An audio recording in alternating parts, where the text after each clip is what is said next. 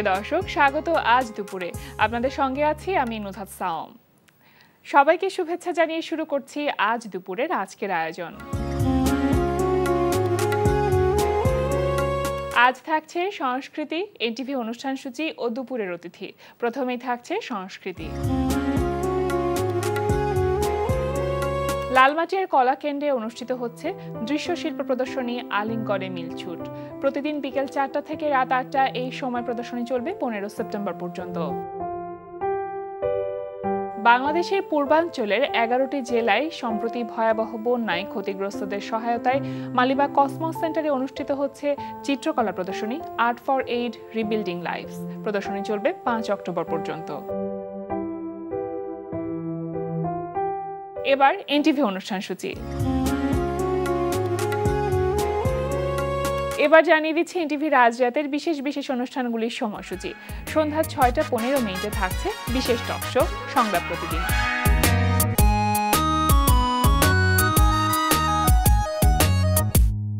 রাত 8টা 20 মিনিটে থাকছে ধারাবাহিক নাটক ঘরের শত্রু বিভীষণ। কার লোক কোথায় সেটা আমরা জানি না বলেই বলি যে সে নিল।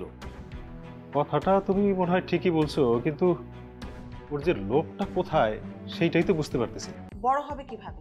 হাওয়া খেয়ে বড় হবে? আরে হাওয়া খাবে কে? কলমি শাক খাবে। গ্রামে কি কলমি শাকের অভাব আছে? কলমি শাক খায় এক একটা উট পাখির তরতাজা হয়ে ওঠে। রাত 9টায় থাকছে অনুষ্ঠান স্যান্ডেলিনা গ্ল্যামার ওয়ার্ল্ড।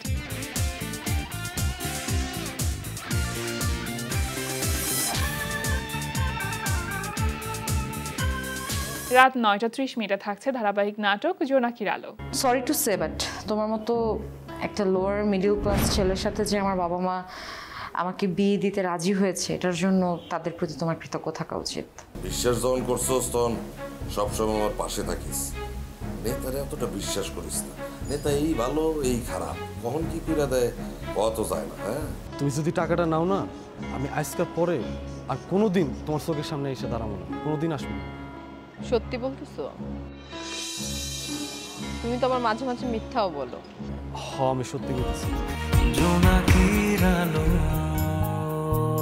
রাত 11টা 30 মিনিটে সরাসরি সম্প্রচার হবে টক শো এই সময়।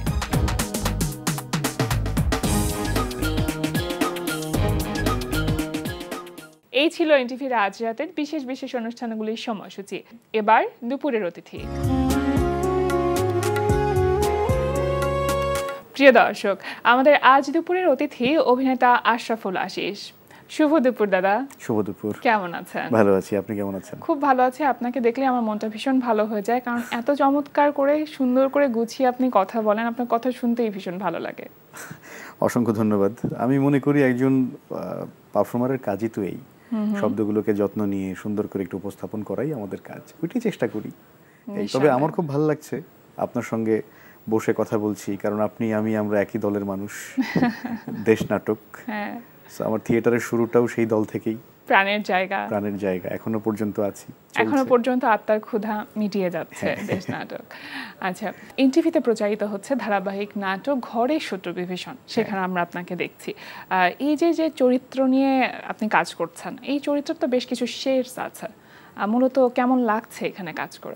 বেশ ভালো। প্রথমত যেটা বলবো, চরিত্রের গল্প বলার আগে আমি একটু এর নেপথ্যের মানুষদের কথা না বললেই না। আমার অত্যন্ত পছন্দের দুজন মানুষের সঙ্গে একদম ওতপ্রোতভাবে জড়িত, একজন শান্তনু আর একজন সাজিন আহমেদ বাবু। শান্তনুর লেখা, সাজিন আহমেদ বাবুর ডিরেকশন, খুব যত্ন নিয়ে কাজ করে। সো এই প্রিয় মানুষদের সাথে কাজ করতে পারা বা করাটা নিঃসন্দেহে আনন্দের, এবং শুটিং সময়টা আমাদের খুব আনন্দেই কাটে, খুব উৎফুল্লতা নিয়ে আমরা কাজ করি। এবার একটা চরিত্রের দিকে আসি। চরিত্রটা গ্রাম থেকে আসা, তো একটু নেতিবাচক ঘরানার চরিত্র। সো আমার মনে হয় যে এত ডিটেইলে গেলে আলটিমেটলি চরিত্রের রহস্য সেটা নষ্ট হয়ে যাবে। সেটা দর্শক দেখুক, আমার মনে হয় যে ভালো লাগবে। তো আস্তে আস্তে সেটা ডিসকভার হোক। সাজিন আহমেদ বাবুর সাথে কি আপনার এর আগে কখনো কাজ করা হয়েছে না এবারই প্রথম? না, এটা দুঃখজনক হলেও সত্য যে বাবুর সঙ্গে পরিচয়টা আমার অনেক দিন, কিন্তু বাবুর ডিরেকশনে আমার এই প্রথম কাজ। আচ্ছা, কেমন লাগছে? মানে একজন ডিরেক্টর হিসেবে আপনার তাকে যে আবিষ্কার বা যে কেমিস্ট্রি থাকে একজন অ্যাক্টরের সাথে ডিরেক্টরের, সেটা কেমন আবিষ্কার করলেন? আমার ব্যক্তিগতভাবে যেটা থাকে, যে কোনো সেটে গেলে প্রথম আমি যেটা করি প্রথম 2-1 দিন আমি শুধু অবজার্ভ করি আচ্ছা যে ওই সেটের প্রত্যেকটা মানুষ কেমন, কার ভাবনাটা কেমন, ডিওপির ইন্টেনশনটা কেমন, বা উনি কিভাবে চাচ্ছেন, ডিরেক্টর আলটিমেটলি কিভাবে চাচ্ছেন না। আমি প্রথম 1 দিন পুরোটা অবজার্ভ করি। তো সেই অবজার্ভ করে আমার 2 দিন পরে আমি খুব অবাক হয়েছি ইন আ সেন্স যে বাবু এত ঠান্ডা মাথার একজন মানুষ, এত চমৎকারভাবে ও কাজটা করে নিয়ে যাচ্ছে, কারো উপরে কোনো প্রেশার হচ্ছে না, আরামে দিন শেষে গিয়ে দেখা যায় যে ও কাজটাও ঠিক বুঝে নিয়ে গেল। কেউ ফিল করলো না যে আমার অতিরিক্ত পরিশ্রম হয়েছে বা এই হয়েছে। অদ্ভুত, খুব সুন্দর। আচ্ছা, এই তো গেল এই নাটকের কথা। এটা ছাড়াও তো আপনার আরো বেশ কিছু ধারাবাহিক নাটক এখন অনগোয়িং আছে, সেগুলো কি? সেগুলো অন্যান্য প্রাইভেট চ্যানেলে বেশ কিছু আছে, যেমন আপনাদের এখানেই এর আগে আমার যেগুলো গেছে সেটা হচ্ছে ইমিডিয়েট কয়েকদিন আগেই গেল, সেটা হচ্ছে গোলক ধাঁধা। গোলক ধাঁধা একটা নেগেটিভ ক্যারেক্টার ছিল, সেটা খুবই এনজয় করেছি আমি সেই চরিত্রটা করতে।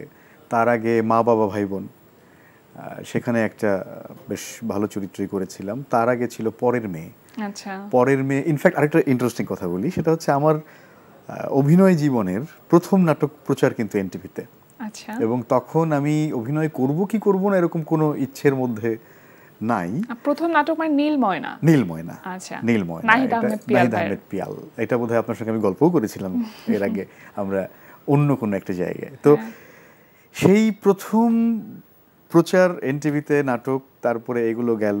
এগুলো তো এখন অনগোয়িং যেগুলো আছে সেগুলো অন্যান্য প্রাইভেট চ্যানেলের মধ্যে একটা এখন খুব মানে সাড়া পাচ্ছি যে কাজটাতে, মাশরাফি জুনিয়র। তারপরে আরেকটা যাচ্ছে হচ্ছে বৌদরের পরেই আরেকটা শুরু হয়েছে একই চ্যানেলে, আরেকটা নাটক শুরু হয়েছে। আচ্ছা, তো তার মানে বিভিন্ন চ্যানেলে বিভিন্ন রকম ধারাবাহিক নাটকগুলোর মধ্যে ব্যস্ত আছেন। ওটিটি প্ল্যাটফর্মে কি কাজ করা হচ্ছে এখন? হ্যাঁ, আমি জাস্ট কয়েকদিন আগে একটা শেষ করলাম, মির্জা। আচ্ছা, সুমন আনোয়ার ভাই ডিরেকশনে মির্জা, একটা গোয়েন্দা ভিত্তিক একটা ওয়েব ফিল্ম, এটা বঙ্গতে প্রচার হবে। আরেকটা এখন বঙ্গতে জাস্ট পরশুদিন রিলিজ হয়েছে, এটা হচ্ছে প্রেম তত্ত্ব নামে একটা নাটক। এই জাস্ট পরশুদিনই বোধহয় রিলিজ হলো বঙ্গতে। এই বিভিন্ন রকম এই যে গল্পগুলোতে চরিত্র বিভিন্ন রকম থাকে। যখন একজন প্রফেশনাল অ্যাক্টরের জায়গা থেকে আপনি চিন্তা করেন, তখন কিন্তু অ্যাজ অ্যান অ্যাক্টর ভ্যারিয়েশন রাখাটা খুব কঠিন, বা চরিত্রের যে জায়গাটা, চরিত্রের যে ভিন্নতা বা চরিত্রের যে ক্ষুধা থাকে, সেটা কিন্তু একজন অ্যাক্টরের ক্ষেত্রে পাওয়াটা বেশ কঠিন হয়ে যায়। কিন্তু একটা টাইম আপনার যখন আপনি প্রফেশনাল অ্যাক্টর হিসেবে চিন্তা করছেন, তখন সে কাজগুলোতে কেউ তো আসলে ফেরত পাঠানো যায় না। তো ওই জায়গাটা আসলে কিভাবে ব্যালেন্স করেন আপনি? প্রতিদিন যখন একটা মানুষের রুটিন মাফিক একটাই কাজ, আজকে একটা সেট থেকে কাজ শেষ করে রাতে কোনো রকম একটু রেস্ট নিয়ে, আমাদের কিন্তু অন্যান্য সেক্টরের মানুষদের চাইতে আমাদের জীবনে কিন্তু এই রেস্ট শব্দটা আমাদের খুব কাঙ্ক্ষিত, যে কখন একটু রেস্ট পাবো। যেমন আমার দৈনন্দিন জীবন শুরু হয়, প্রতিদিনকার দিন শুরু হয় সকাল 6:30টায়। 6:30টায় ঘুম থেকে ওঠা থেকে শুরু করে রাতে ঘরে ফিরতে ফিরতে 11টা, 11:30। এটা আমার ডেইলি লাইফ। শুটিং থাকলে হয়তো আরও বেশি দেরি হয় বাসায় ফিরতে। সো এই এত পরিশ্রমের মধ্যে এই রেস্টলেস জীবনে প্রতিদিন যখন একটা সেট থেকে বেরিয়ে আবার পরের দিন সকালে আরেকটা সেটে ঢুকছি, আরেকটা চরিত্রের মধ্যে ঢুকছি, তো ওটা কখনো কখনো খুব টাফ হয়ে যায়, আসলেই টাফ হয়ে যায়। সেটার জন্য একটু মানে ধৈর্য নিয়ে, একটু মেডিটেশন নিয়ে, যেটা হয় যখন নামের পাশে একটা শব্দ যোগ হয়ে যায় যে প্রফেশনাল অ্যাক্টর, তখন ওইটা একটু পরিশ্রম করে হলেও করতে হয়। হ্যাঁ, তো আমাদের যেটা হয় যে ওই সেটে গিয়ে সঙ্গে সঙ্গে একটু রেডি হয়ে আবার শুটিং শুরু করে দেয়া, রেস্টটা আসলেই কম, আসলেই এবং প্রস্তুতির সময়টাও নিশ্চয়ই কম পান। তখন যেটা হয় ওই যে রিকল করে আগের, যদি অনেকদিন পরে যেমন আমি একটা ধারাবাহিক করি 2-3 মাস পর ওটা শুটিং পরে। আচ্ছা, তো 3 মাস পরে যখন ওটা শুটিং পরে, তখন যেটা হয় যে 3 মাস আগে কি করেছিলাম সেগুলো শুটিং এর আগের রাতে বা শুটিং এ যাওয়ার পথে আবার ওই ইউটিউবে দেখে দেখে যেতে হয়। এটা হোমওয়ার্ক থাকে একটা, যে এই ক্যারেক্টারের কিছু ম্যানারিজম ছিল, সেগুলো কেমন ছিল, কিভাবে কথা বলতো, তো ওগুলো একটু রিকল করে করে করে করে আবার একটু রিহার্সাল করে করে করে করে তারপরে সেটে যেতে হয়।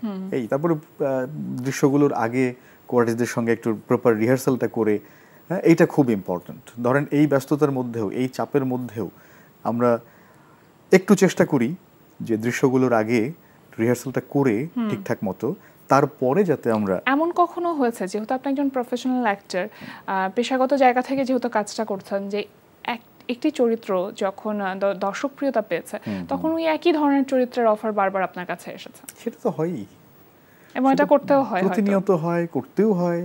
খুব টেকনিক্যালি আবার দেখা যায় করতে না চাইলে অনেক রকমের প্রতিবন্ধকতাও দাঁড়ায় আছে, এগুলো অনেক রকমের কমপ্লিকেসি আছে। সো আমাদের একটা প্রবণতা আছে যে দর্শক একজন মানুষকে এক ধরনের চরিত্রে দেখে ফেললে দর্শক যতটা না ওই চরিত্রে দেখতে আগ্রহী হয়, তার চাইতে আমাদের ডিপার্টমেন্টের লোকজন ওই একই রকম চরিত্রে ওনাকে দেখতে অনেক বেশি আগ্রহী হয়, অভ্যস্ত হয়ে যায়। হ্যাঁ, মানে আগ্রহী, অভ্যস্তও বলবো না, আগ্রহী। কিন্তু একজন অভিনেতার জীবন এটাই তো চ্যালেঞ্জ না, যে আজকে আমি এক ধরনের চরিত্র করলাম, আমি খুব মুখিয়ে থাকি যে আগামীকাল হয়তো আমি বা পরের প্রজেক্টটাতে আমি হয়তো একেবারে অন্য রকমের একটা চরিত্র করব, মানে নিজেকে ভেঙে নতুন কিছু সৃষ্টি করা, একজন অভিনেতা বা পারফর্মারের জায়গা থেকে যেরকম ওই ক্ষুধাটাই থাকে আমাদের প্রতিনিয়ত। একদম যদি শুরুর দিকে চলে যেতে চাই, আপনি তো অভিনেতা হতে চাননি না। শ্রদ্ধেয় প্রয়াত অভিনেতা খালেদ খান, তার অনুপ্রেরণায় আপনার এই অভিনয় জগতে আসা, সেটা কিভাবে সম্ভব হয়েছিল? অভিনেতা হতে চাইনি, এটা হচ্ছে আমার থিয়েটার করবার আগের সময়কার গল্প। কিন্তু আমার খুব ইন্টারেস্টিংলি ছোটবেলা থেকে খুব ইচ্ছে ছিল একটু ডিফেন্সে কাজ করার, একদম ছোটবেলা থেকে ডিফেন্স। তারও আগের ইচ্ছে ছিল দোকানদার হব। কেন? কারণ দোকানে হচ্ছে অনেক মানুষের আড্ডা, আচ্ছা, একটু মানুষজন আসবে, আড্ডা দেবো, গল্প বরাবরই আড্ডাবাজ মানুষ ছিলেন আপনি। ভীষণ, আমি এখনো একদম শিডিউল করে আড্ডা দিই। আচ্ছা। তো তারপরে যেটা হলো যে না, এরপর যখন আস্তে আস্তে সময়টা গেল, তারপরে মনে হলো যে না, পুলিশ হলে কেমন হয়। সেটা একটা কারণ ছিল, আমাদের গ্রামে একবার পুলিশ গেল, ওদের যে দাপট দেখলাম, মনে হলো যে না, পুলিশই হতে হবে। আচ্ছা, গেল। এরপরে আস্তে আস্তে মানসিকতাটা চেঞ্জ হলো, খেলাধুলা শুরু করলাম, ভালো খেলতাম, ঢাকায় এসেও একটা ক্লাবের সঙ্গে যুক্ত হলাম। এরপরে যেটা হলো, হুট করে খেলতে গিয়ে আঙুলটা ভেঙে গেল। এই আঙুল ভাঙা আমাকে খেলোয়াড় জীবন থেকে আবার পিছিয়ে দিল, খেলোয়াড় জীবন বাদ। এরপরে এই খুব কাছাকাছি যাওয়া হয় আমার শ্রদ্ধেয় গুরু খালেদ খানের। তো ওনার খুব কাছাকাছি যখন যাই, তো অনুপ্রেরণার চাইতে বেশি আমি বলবো যে আগ্রহের জায়গা থেকে। একটা মানুষ এতটা সুন্দর করে কিভাবে কথা বলে, একদম। আমি যখন দেখলাম যে বেডরুমে শুয়ে আছেন, একজন গেস্ট এসছেন, উনি বেডরুম থেকে ড্রেস চেঞ্জ করে ড্রয়িং রুমে এসছেন গেস্টের সাথে কথা বলবার জন্য। তো এই বিষয়গুলো আমাকে মুগ্ধ করতো, যে এটাকেই তো বলে স্টারিজম, এটাকেই তো বলে, মানে কি বলবো, যে ব্যক্তিত্ব, যে একটা উপস্থাপনার ব্যাপার আছে, সেটাই। হ্যাঁ, মানে এবং উনি যখন বসতেন কোথাও, উনি যখন স্ক্রিনে আসতেন, উনি যখন মঞ্চে কোনো চরিত্র নিয়ে ঢুকতেন, মনে হতো উনি একা না, উনি একদম ডালপালা নিয়ে উনি দুটো পাখা দিয়ে ভরে দিলেন পুরো জায়গাটা। অসাধারণ একজন মানুষ যখন কথা বলে অন্য আরেকজনকে বিমোহিত করে ফেলতে পারে, একদম মুগ্ধতা কাজ করে। এবং সেই জায়গা থেকে পরবর্তীতে আপনি দেশ নাটকে আসেন। এরপরে ওনার পরামর্শে ওনাকে আমি বললাম যে আমি তো এই কাজটা করতে চাই। ওনার পরামর্শ যেটা হলো যে তুই যদি অভিনয়টা করতে চাস, প্রথম শর্ত হচ্ছে তাকে উচ্চারণটা ঠিকঠাক করতে হবে। আচ্ছা। এরপরে ওনার এই পরামর্শে আমি কণ্ঠশীলনে গেলাম। কণ্ঠশীলনে গিয়ে সেখানে বছর 2 থেকে তারপরে আমি দেশ নাটকে যুক্ত হলাম, সেটাও ওনারই পরামর্শে। আচ্ছা, এই চলছে তখন থেকে দেশ নাটকের সঙ্গে যাত্রা। তো দেশ নাটকের সাথে যুক্ত হবার সেই বছরটা কত সাল হবে? 2003 সালে। 2003 সাল। 2003 সাল থেকে আজ 2024 সাল, 21 বছর কোন দিক দিয়ে চলে গেল আসলে বোঝাই যায় না। এখন পর্যন্ত অনেকগুলো প্রযোজনার সাথে আপনি যুক্ত হয়েছেন। এখন তো হয়তো কাজ করা হচ্ছে না, কিন্তু বেশ কিছু প্রযোজনার সাথে তো যুক্ত ছিলেন। সেগুলো কোনগুলো ছিল? আমার শুরু দেশ নাটকে বিরসা কাব্য নামে নাটক দিয়ে। সেটা একটা মজার ঘটনা আছে। বিরসা কাব্যে বিরসা চরিত্র কিন্তু আমি করতাম, মেইন ক্যারেক্টারটা, কিন্তু মরা বিরসাটা, আচ্ছা, যে হচ্ছে মরে থাকে, ফ্লোরের মধ্যে মরে পড়ে থাকে। তো বিরসা কাব্য, তারপরে বিরসা কাব্যের অন্যান্য চরিত্র, তারপরে দর্পণে শরৎ শশী, এরপরে জনমে জন্মান্তর, ভক্ত, সুরগাঁও, এবং আপনাদের এখন হালের পারাপারের কিন্তু সহকারী নির্দেশনার দায়িত্বটা আমি পালন করেছি। তো এখন যেটা হয় যে ওই সময়ের অভাবে নানান কারণে এখন আর যাওয়া মানে একটু টাফ হয়ে যায়। তারপরও চেষ্টা করি যতটা সম্ভব দলের সঙ্গে যুক্ত থাকা, কারণ আমরা এখন একটু নতুন ধরনের একটা কাজের সঙ্গে যুক্ত, তো শুটিং তো আছেই। নতুন ধরনের কাজটা হচ্ছে যে আমরা ট্রাই করছি, আমাদের মালিক পক্ষের লোকজন আছেন কয়েকজন, আমরা ট্রাই করছি যে বাংলা সাহিত্য, এর মধ্যে উপন্যাস, প্রবন্ধ, ছোট গল্প, হ্যাঁ, এগুলো অডিও আকারে শ্রোতার কান পর্যন্ত পৌঁছে দেয়া। আচ্ছা, আপনি অ্যাপের মাধ্যমে আমাদের এই বইগুলো শুনতে পাবেন। সেই বইগুলো, এটাকে অডিও বুক বলে, অডিও বুক আমরা শ্রোতার কান পর্যন্ত একটু পৌঁছে দেওয়ার চেষ্টা করছি। সো শুটিংয়ের ফাঁকে এখন আমার ব্যস্ততা হচ্ছে এটা নিয়ে এত বেশি। আচ্ছা, সো এখন নতুন প্রযোজনায় দলের সময় দেওয়াটা একটু কঠিন হয়ে যাচ্ছে। মানে একে তো অভিনয়, আবার অডিও বুকের কাজ, পাশাপাশি আপনার প্রযোজনাগুলোর সাথে যুক্ত থাকাটা কঠিন হয়ে যাচ্ছে। সহকারী নির্দেশক হিসেবে আপনি কাজ করেছেন, কিন্তু কখনো নির্দেশনা দিতে ইচ্ছা হয়নি বা সেটা নিয়ে চিন্তা করেছেন কি কখনো কাজ করা যায়? কঠিন কাজ, নির্দেশনা খুব কঠিন কাজ। ধরেন সহকারী নির্দেশনাটা আমি মনে করি অনেক সহজ। নির্দেশক আমাকে একটা আইডিয়া দিলেন যে আমি এরকম চাচ্ছি এই দৃশ্যটা, তুমি একটু দৃশ্যটা তুলে দাও, সেটা সহজ হয় অনেক। কিন্তু ডিরেকশন আসলেই অনেক কঠিন। টেলিভিশন ডিরেকশন বলি, মঞ্চের ডিরেকশন বলি, যে কোনো জায়গায়। আমার অভিনয় আসার আগে আমি টেকনিক্যাল দিকেই কিন্তু কাজ করেছি, টেকনিক্যাল দিকে কাজ করেছি, এই ডিপার্টমেন্টটা বোঝার জন্য। আমি আর্ট ডিরেকশনে কাজ করেছি, আমি টেলিভিশন নাটকে অ্যাসিস্ট্যান্ট ডিরেক্টর হিসেবে কাজ করেছি। কাজ করে তারপর অভিনয়টা করতে এসেছি, কারণ আমার অভিনয় শুরু করবার আগে মনে হয়েছে একটু টেকনিক্যাল দিকগুলো জানা থাকাটা খুব দরকার, অবশ্যই খুব দরকার। এবং এখন এসে মনে হয় যে আমি যদি একটু ক্যামেরার কাজটা জানতাম, আমি যদি এডিটিংটা জানতাম, আমি লাইটটা যদি ভালো বুঝতাম, তাহলে আমার অভিনয়ের জন্য অনেক বেশি হেল্প হতো। সো এটা শুধু আমি না, বা যে কারোর ক্ষেত্রেই আমি মনে করি যারা অভিনয়টা আমরা করতে চাই, এই টেকনিক্যাল দিকগুলো একটু ভালো করে জেনে নিলে তার জন্য অভিনয়টা অনেক, এই টেকনিক্যাল দিক থেকে অনেক সহজ হয়। অবশ্যই। আপনি অডিও বুকের কথা বলছিলেন, আমি একটু উল্লেখ করতে চাইবো যে সেই হালুম চরিত্রের কথা, সিম্পলে হালুম চরিত্রের দীর্ঘদিন আপনি কাজ করেছেন। সেটা মনে পড়ে এখনো? হ্যাঁ, এখনো করছি, এখনো করা হচ্ছে। এটা শুরুটা 2008 সাল থেকে এখনো করছি। এবং যদি বলি যে মানে হালুম হচ্ছে, মানে হালুমের আত্মা বলি, বা হালুম এই দেখেন আমার চোখ মুখ কিন্তু অন্যরকম হয়ে গেছে, যে হালুম ইমোশনের জায়গা, ইমোশনের জায়গা একেবারেই, মানে একটা স্পার্ক কাজ করে। সবচেয়ে অদ্ভুত ব্যাপার যেটা কি, যে যতক্ষণ পর্যন্ত আপনি ওকে বসিয়ে রাখছেন ততক্ষণ পর্যন্ত ও মনে হবে একটা জড় বস্তু, কিন্তু যখনই ওটাকে হাতে নেওয়া হচ্ছে তখনই ও হয়ে যাচ্ছে জীবন্ত একটা চরিত্র।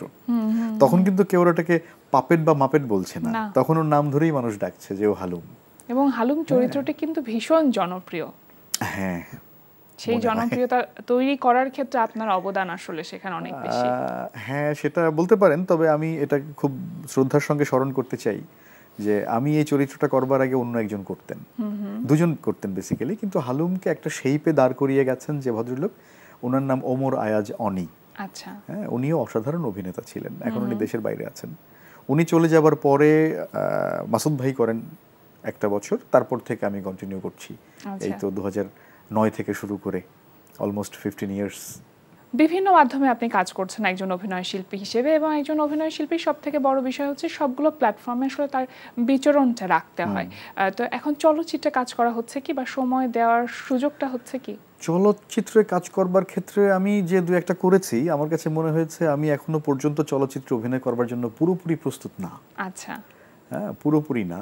আমার একটা দুটো যেগুলো করেছি সেগুলো প্রশংসিত হয়েছি, মানুষজন বলেছেন যে না ভালো, কিন্তু আমার কাছে মনে হয়েছে যে আরো অনেক অনেক বেশি প্রস্তুতির দরকার আছে। কেন তার কারণটা বলছি। ধরেন অনেকে বলতে পারেন যে অভিনয় তো অভিনয়, আপনি করেন না, মানে যে কোনো জায়গায় তো করাই যায়, এরকম কথাও আসে, আমি শুনেছিও। কিন্তু আমার কাছে মনে হয় কি যে প্রয়োগ মাধ্যমটা এক এক জায়গায় এক এক রকমের। লাইক ধরেন ধারাবাহিক নাটকের অ্যাক্টিংয়ের ধরনটা একরকম, আবার একক নাটকের অভিনয়ের ধরনটা আবার বিজ্ঞাপনের ক্ষেত্রে আরেক রকম, আবার আপনি যখন ওয়েব সিরিজ করছেন সেটার একরকম, ফিল্মের ভাষাটা আরেক রকম। সো প্রত্যেকটার আলাদা আলাদা ভাষা আছে। হ্যাঁ, অভিনয়ের ধরনটা প্ল্যাটফর্ম অনুযায়ী খানিকটা বদলে যায়। এটা অনেকে দ্বিমত করতে পারেন, কিন্তু আমি আমার অভিজ্ঞতার জায়গা থেকে বললাম, আমার ধারণা থেকে বললাম যে একটু বদলে যায়। এবং চলচ্চিত্রে মনে হয় অনেক বেশি নিখুঁত হতে হয়, নিখুঁত তো অবশ্যই হতে হয়, নিঃসন্দেহে হতে হয়। আর বড় পর্দার জায়গার প্রস্তুতির জন্য, অভিনয় করবার জন্য আরো মানসিক প্রস্তুতি অনেক গুরুত্বপূর্ণ, ব্যাপকভাবে দরকার। সো ওইটার জন্য আমার মনে হয় যে আমি এখনো পর্যন্ত পুরোপুরি ফিট না, আর একটু সময় লাগবে আমার জন্য। সামনের দিনগুলো নিয়ে কি চিন্তা আছে, কি করতে চান? আছে না, স্বপ্ন তো অনেক বড়, অনেক অনেক ব্যাপক। তো সেই ব্যাপকতার জায়গা থেকে এক শব্দে বলতে গেলে যেটা বলতে চাই যে আমি একটু শেষ পর্যন্ত ভালো অভিনয়টা করে যেতে চাই। অবশ্যই সেই প্রত্যাশা যেন পূরণ হয় সেই শুভকামনা রইল। আজকে আমাদের আয়োজনে আসবার জন্য, আমাদের আমন্ত্রণে সাড়া দেবার জন্য অসংখ্য ধন্যবাদ আপনাকে। অসংখ্য ধন্যবাদ আপনাকেও, ভালো থাকবেন। প্রিয় দর্শক, আমরা চলে এসেছি অনুষ্ঠানের শেষ প্রান্তে। অনুষ্ঠান সম্পর্কে আপনার মতামত জানাতে মেইল করুন আজ দুপুরে @ntvbd.com এ। বিশ্বের যে কোনো প্রান্ত থেকে যে কোনো সময় আজ দুপুরে দেখতে ভিজিট করুন আমাদের পূর্ণাঙ্গ ওয়েব পোর্টাল www.ntvbd.com। এছাড়া এনটিভি সব জনপ্রিয় অনুষ্ঠান ও খবরের আপডেট পেতে ভিজিট করুন আমাদের ইউটিউব চ্যানেল ও ভেরিফাইড ফেসবুক পেজে। সবার মঙ্গল কামনায় আজকের মতো এখানেই শেষ করছি। শুভ দুপুর।